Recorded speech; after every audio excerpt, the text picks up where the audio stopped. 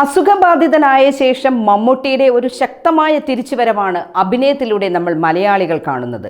രജനീകാന്തിനും അജിത് കൂട്ടുകെട്ടിനും ശേഷം ഇപ്പോഴിതാ തമിഴിൽ ധനുഷിന്റെ 55ാമത്തെ ചിത്രത്തിൽ ധനുഷിനൊപ്പം അഭിനയിക്കാൻ തയ്യാറെടുക്കുകയാണ് നമ്മുടെ പത്മഭൂഷൺ മമ്മുക്ക. കമ്മത്ത് ആൻഡ് കമ്മത്തിൽ മമ്മൂട്ടിക്കൊപ്പം ധനുഷ് മലയാളത്തിൽ ഒരു ചെറിയ വേഷത്തിൽ അഭിനയിച്ചിരുന്നു. ധനുഷിന്റെ 55ാമത്തെ ഈ ചിത്രത്തിന് ഒരു പ്രത്യേകത കൂടിയുണ്ട്.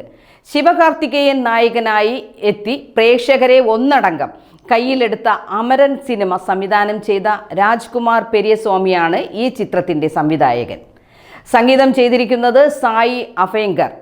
മാത്രമല്ല പ്രധാന നായികമാരായി എത്തുന്നത് സായി പല്ലവിയും ശ്രീലീലയുമാണ്. കൂടാതെ ഈ സിനിമ ഒരു സ്പൈ ആക്ഷൻ ത്രില്ലർ സിനിമ എന്നാണ് പറയുന്നത്.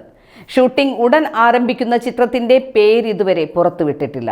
ധനുഷ് മമ്മൂട്ടി ഈ കൂട്ടുകെട്ട് ഒരു ഗംഭീര വിജയമാകുമെന്ന കാര്യത്തിൽ മലയാളി പ്രേക്ഷകർക്ക് യാതൊരു സംശയവുമില്ല.